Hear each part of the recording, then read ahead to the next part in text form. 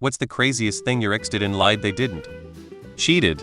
Which doesn't sound crazy until you learn that she tried to accuse me of cheating on her because she tested positive for a common STD shortly after we broke up. I tested clean. Stole my college ID, then logged into my internet profile and submitted a cancellation of inscription to my program. She was stopped when she went to send the form as she needed to print it and sign it at the desk. I was notified by the college. When they noticed it was a woman attempting to fill a formulary and not me a man, they thought I was lazy and asked my GF to do it. This was her way to get revenge on me after breaking up with her once I found out she cheated, and her parents encouraged her to am an ethnicity they did not like. Unlike the other guy I confronted her, she denied it. I submitted a report to the police and college, but nothing came out of it. It was a while ago. My ex-wife is Ukrainian. I was in Ukraine and we were still in the dating phase. We went to a cafe and the waitress was happy to practice her English skills with us. She wasn't flirting or doing anything bad. My ex-wife complained and got her fired behind my back. Felt so bad for that girl. I was her third husband. She talked about how her and I were special and she felt comfortable taking her spouse as my last name for the first time. I was flattered until I saw her passport with her ex's last name. To this day I still don't know why she lied about that. Hit me, tried to stop me from breathing. Later he told me he didn't do it and asked me to be my partner again. Filmed me while I was showering. Would watch me on the baby monitor while I was in bed and he was downstairs. Would film me while I was asleep, my feet as well as up my nightgown. We had already broken up and he came over to pick up our toddler and I saw him taking upskirt photos of me. I literally froze and didn't say anything. I felt so used that he bought an engagement ring from Walmart, but got robbed at gunpoint when he went to buy drugs. He had no receipt. He still swore later that this happened.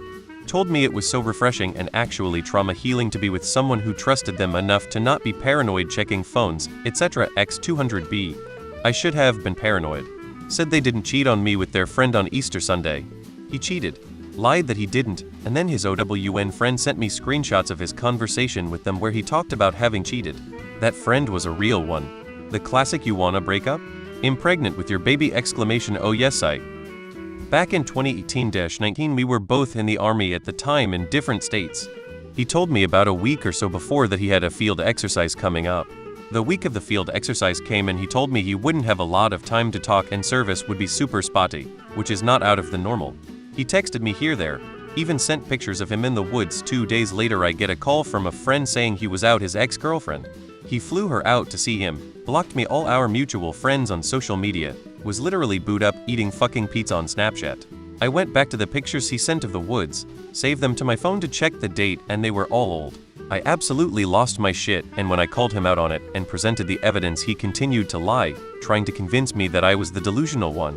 A few months ago he spoke to a mutual friend of ours saying how he regrets what he did and wanted to reach out to me to fix things. He found my Instagram and tried to follow me but in private. I deleted his request because fuck him. He'll preface this with the fact that I know now that I wasn't happy, we lacked communication, stress, not the greatest husband emotionally. I'm content on being single for the rest of my life. After the third child, I wasn't sure about a fourth yet. She said she was on birth control, but she was actually taking medication to increase the chance of pregnancy. When she got pregnant, she admitted what she did, had fourth, lost all trust, was emotionally disconnected, like sleeping with a complete stranger, now divorced, paying child support. She punched me repeatedly in the face and then accused me of abuse because her hands were fucked up. It's been years since I finally kicked her out, but I still keep my hair short enough that no one can grab it.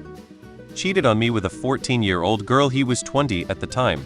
I found their messages between each other. I even messaged the girl telling her she got groomed, explained why it's wrong, creepy. She didn't care. She said she didn't want to make a big deal because her parents would find out she's active. Got another woman pregnant. Purposely stopped taking birth control about a week before a pre-planned long weekend of antics. I trusted her, that was my mistake. She knew I didn't want kids, and we were both teenagers still, so way too young. Lied about it saying she was still on it, and would give me stats and send links etc. about the small chances of failure in the contraception. Only to admit she purposely stopped using birth control altogether specifically for that weekend about 6 months into the pregnancy.